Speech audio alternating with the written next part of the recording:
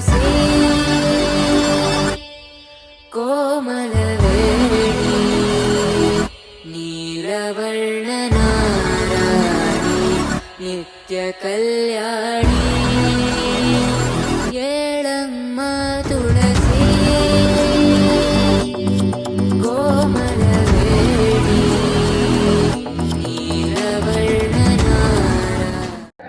ಇಂದು ನಾಡಿನಾದ್ಯಂತ ಗುರುಪೌರ್ಣಮಿಯ ಸಂಭ್ರಮ. ಅದರಲ್ಲಿಯೂ ಸಾಯಿಬಾಬಾ ದೇವಸ್ಥಾನದಲ್ಲಿ ವಿಶೇಷವಾಗಿ ಪೂಜೆಗಳನ್ನು ನಾವು ನೋಡ್ತಾ ಇದ್ದೇವೆ. ಇವತ್ತು ನಾವು ಇರ್ತಕ್ಕಂಥದ್ದು ಯಲಹಂಕದ ಶ್ರೀ ನಾಗಸಾಯಿ ಶಿರಡಿ ಮಂದಿರದಲ್ಲಿ. ಇಲ್ಲಿ ಕೂಡ ಅದ್ದೂರಿಯಾಗಿರ್ತಕ್ಕಂತಹ ಗುರುಪೌರ್ಣಿಮೆ ಮಹೋತ್ಸವವನ್ನು ಆಚರಿಸಲಾಗ್ತಿದೆ. ಇವಾಗ ನಮ್ಮ ಜೊತೆ ಮಾತಾಡ್ಲಿಕ್ಕೆ ಆ ದೇವಸ್ಥಾನದ ಧರ್ಮದರ್ಶಿಗಳು ಮತ್ತೆ ಸಂಸ್ಥಾಪಕ ಆಗಿರ್ತಕ್ಕಂಥ ಅನುಶ್ರೀ ದೇವಿಯವರು ನಮ್ಮ ಜೊತೆ ಇದ್ದಾರೆ. ಅಮ್ಮ, ಇವತ್ತು ಗುರುಪೌರ್ಣಿಮೆ, ಮೊದಲಿಗೆ ತಮಗೆ ಗುರುಪೌರ್ಣಿಮೆ ಶುಭಾಶಯಗಳು. ತಮಗೂ ಕೂಡ ಗುರುಪೂರ್ಣಿಮೆ ಶುಭಾಶಯಗಳು. ಈ ರೀತಿ ಒಂದು ಅದ್ಭುತವಾಗಿರ್ತಕ್ಕಂಥ ಕ್ಷಣಗಳಿಗೆ ಸಾಕ್ಷಿ ಆಗ್ತೀವಿ, ಏನ್ ಹೇಳ್ತೀರಮ್ಮ? ತುಂಬಾ ಸಂತೋಷ ಆಗ್ತಿದೆ. ಈ ದೇವಸ್ಥಾನ ಉದ್ಘಾಟನೆ ಆಗಿ 9ನೇ ವರ್ಷ. ಇದು 9ನೇ ವರ್ಷದ ಗುರುಪೂರ್ಣಿಮೆ ಕಾರ್ಯಕ್ರಮ. ಇಲ್ಲಿ ಪ್ರತಿ ವರ್ಷ ಕೂಡ ಹೆಚ್ಚಿನ ಸಂಖ್ಯೆಯಲ್ಲಿ ಭಕ್ತಾದಿಗಳು ಬರ್ತಾರೆ. ಕಾರ್ಯಕ್ರಮಗಳೆಲ್ಲ ಸಾಂಸ್ಕೃತಿಕ ಕಾರ್ಯಕ್ರಮಗಳೆಲ್ಲ ಅದ್ದೂರಿಯಾಗಿ ನಡೆಯುತ್ತೆ. ಚೆನ್ನಾಗಿ ಆಗ್ತಾ ಇದೆ, ಸಂತೋಷ ಆಗ್ತಾ ಇದೆ. ತಾವು ಮಂಡ್ಯದ ಮೂಲದವರು, ಯಾಕಂದ್ರೆ ಇಲ್ಲಿ ನಾವು ನೋಡಿದ್ರೆ ವೀರಗಾಸೆ ಇದೆ, ಯಾಕಂದ್ರೆ ಗಂಡು ಕಲೆ ಅಂತ ಕರಿತೀವಿ ನಾವು. ಈ ರೀತಿ ಪ್ರತಿ ವರ್ಷ ತಾವೇ ಸ್ವತಃ ನಿಂತ್ಕೊಂಡು ಆಯೋಜನೆ ಮಾಡ್ತಿದ್ದೀರಿ, ಏನ್ ಹೇಳ್ತೀರಿ? ಅವಾಗ ತೃಪ್ತಿ ಆಗುತ್ತೆ. ನಾವು ಇನ್ನೊಬ್ರ ಮೇಲೆ ಡಿಪೆಂಡ್ ಆಗಿ ನಂಬ್ಕೊಂಡು ಕೆಲಸ ಮಾಡೋದಕ್ಕಿಂತ ನಮಗೆಲ್ಲ ವೀರಗಾಸೆ, ಮಂಡ್ಯ ಮೂಲದ ಅಂದ್ರೆ ಶಿವ ಪೂಜೆ ಮಾಡೋರು. ವೀರಗಾಸೆ ಇದ್ರೇನೆ, ಕುಣಿತಾ ಇದ್ರೇನೆ ಅದಕ್ಕೆ ಒಂದು ಕಳೆ ಕಟ್ಟೋದು. ಅಂದ್ರೆ ದೇವ್ರದ್ದು ಯಾವುದೇ ಕಾರ್ಯಕ್ರಮ ಮಾಡಿದ್ರು ಕೂಡ ವೀರಗಾಸೆ, ದೇವ್ರ ಕುಣಿತ ಇರಲೇಬೇಕು ನಮ್ಗಲ್ಲಿ. ಅದನ್ನ ನಾನು ಇಲ್ಲಿ ಚಾಲ್ತಿ ತಂದಿದ್ದೀನಿ. ತುಂಬಾ ಅಚ್ಚುಕಟ್ಟಾದ ವ್ಯವಸ್ಥೆಯನ್ನ ಮಾಡಿದಿರಿ. ಅದೇ ರೀತಿ ನಿರಂತರವಾಗಿ ಕೂಡ ಜನ ಬರ್ತಾನೆ ಇದ್ದಾರೆ. ಇದ್ರ ಬಗ್ಗೆ ಏನ್ ಹೇಳ್ತೀರಿ? ಮತ್ತೆ ಏನೇನ್ ಕಾರ್ಯಕ್ರಮ ಇದೆ ಅಮ್ಮ ವಿಶೇಷವಾಗಿ? ಇವತ್ತು ಡೊಳ್ಳು ಕುಣಿತ ಇದೆ, ವೀರಗಾಸೆ ಇದೆ, ಮತ್ತೆ ದೇವ್ರುಗಳು ಬಂದಿದ್ದಾವೆ, ಮತ್ತೆ ಭರತನಾಟ್ಯ ಕಾರ್ಯಕ್ರಮ ಇತ್ತು. ಬೆಳಗ್ಗೆ ಎಲ್ಲ ಭಜನಾ ಕಾರ್ಯಕ್ರಮ ಇತ್ತು. ಬೆಳಗ್ಗೆ 6 ಗಂಟೆಯಿಂದನೇ ಭಕ್ತಾದಿಗಳು ಚೆನ್ನಾಗಿ ಬರ್ತಾ ಇದ್ದಾರೆ. ಮತ್ತೆ ರಾತ್ರಿ ತುಂಬಾ ಚೆನ್ನಾಗಿರುತ್ತೆ. ಮಧ್ಯಾಹ್ನವರೆಗೂ ಈಗ ಊಟದ ವ್ಯವಸ್ಥೆ, ಅನ್ನದಾನ ವ್ಯವಸ್ಥೆ ಮಾಡಿದೀವಿ. ಒಂದು 8 ಗಂಟೆಯಿಂದ ಅನ್ನದಾನದ ವ್ಯವಸ್ಥೆ ಇಟ್ಕೊಂಡಿದೀವಿ. ಈಗ 12:30 ಆದ ತಕ್ಷಣ ಆರತಿ ಆಗುತ್ತೆ. ಈಗ ಮತ್ತೆ ಊಟದ ವ್ಯವಸ್ಥೆ ಶುರು ಆಗುತ್ತೆ. ಎಲ್ಲ ಬಾಬಾ ಕೃಪೆ, ನಮ್ದೇನಿಲ್ಲ. ಅವರು ಏನು ಆಶೀರ್ವಾದ ಮಾಡ್ತಾರೋ ಅದೇ ನಡ್ಕೊಂಡು ಬರ್ತಿದೆ.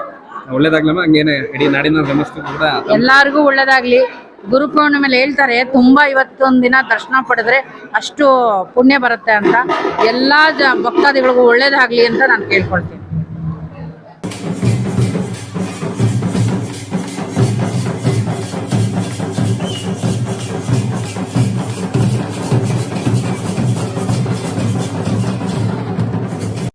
ಮೊದಲನೇ ಸಾರಿ ಬರ್ತಾ ಇರೋದು. ನಾವು ಕೇಂದ್ರೀಯ ಘಾಟ ನಿವಾಸಿಗಳು. ನಮಗೆ ತುಂಬ ದಿವಸದಿಂದ ಸಾಯಿ ಭಜನೆ ಮಾಡೋಕ್ಕಂತ ತುಂಬ ಆಸೆ ಇತ್ತು. ಅದು ಇವತ್ತು ಗುರು ಪೂರ್ಣಿಮಾ ಆಗಿ ನಾವೆಲ್ಲ ಸೇರಿ ಭಜನೆ ಮಾಡಿದ್ದರಿಂದ ಇಲ್ಲಿ ಯಾರು ಇದನ್ನು ನಡೆಸ್ಕೊಟ್ರೋ ಅವ್ರಿಗೆಲ್ಲ ತುಂಬ ಧನ್ಯವಾದಗಳು. ತುಂಬ ಖುಷಿ ಆಗುತ್ತೆ ನೋಡಿದ್ರೆ. ವಾತಾವರಣ ಎಲ್ಲ ತುಂಬ ಚೆನ್ನಾಗಿದೆ. ಯಲಹಂಕ ಓಲ್ಡ್ ಟೌನ್ ಶ್ರೀ ನಾಗಸಾಯಿ ಮಂದಿರ ಟೆಂಪಲ್ ಇದು. ನಾವು 9 ವರ್ಷದಿಂದನೂ ಇಲ್ಲಿದೆ ಟೆಂಪಲ್ಗೆ ಬರೋದು. ಅನುಶ್ರೀ ಅವರು ನಮಗೆ ಸಿಸ್ಟರ್ ಆಗಬೇಕು. ಅಂದರೆ ಈ ದೇವಸ್ಥಾನಕ್ಕೆ ಬಂದರೆ ನಮ್ಗೆ ಒಂಥರ ಪಾಸಿಟಿವ್ ಎನರ್ಜಿ ಇರುತ್ತೆ. ತುಂಬ ಸಲ ನಾವು ಪ್ರತಿ ವರ್ಷ ಗುರುಪೌರ್ಣಮಿ ದಿನ ಸೇವೆ ಮಾಡೇ ಮಾಡ್ತೀವಿ ಎಲ್ಲಿದ್ರೂ. ಅದು ನಮ್ಗೆ ತುಂಬ ಒಳ್ಳೆಯದಾಗಿದೆ. ಇಲ್ಲಿ ಬಂದು ಒಂದು 10 ನಿಮಿಷ ನಾವು ಮನಸ್ಸು ಬಿಚ್ಚಿ ಬೇಡ್ಕೊಂಡ್ರೆ ಸಾಕು, ನಮಗೆ ನಮ್ಮ ಇಷ್ಟಾರ್ಥಗಳೆಲ್ಲ ನೆರವೇರಿದೆ. ನಾವು ಪ್ರತಿ ವರ್ಷವೂ ಬಂದು ನಾವಿಲ್ಲಿ बाबा सेवे मारता है। केंद्रीय व्यास से हैं। मैं फर्स्ट टाइम मतलब साईं बाबा का मैं बहुत बड़ी भक्त हूँ, लेकिन मैंने फर्स्ट टाइम मतलब मंदिर की इधर बैंगलोर में फर्स्ट टाइम स्थापना देखी है। बेसिकली मैं दिल्ली से हूँ। बहुत सुंदर मंदिर है, बहुत सुंदर मंदिर है। जय है। क्या लगता है वो भक्ति का भाव वो इधर? हाँ, भक्ति का भाव, वाइब्रेशन है, बहुत अच्छा वाइब्रेशन है। अंदर से एक अलग ही वाइब्रेशन आती है कि हाँ भगवान है इधर ना। तो बहुत जय साई राम। మేము కొత్తగా వచ్చాం ఇక్కడికి. మేము బెంగళూరులో ఉండేవాళ్ళం, అదే విశాఖపట్నంలో ఉండేవాళ్ళం. మేము ఇక్కడికి వచ్చి 2 years అయింది.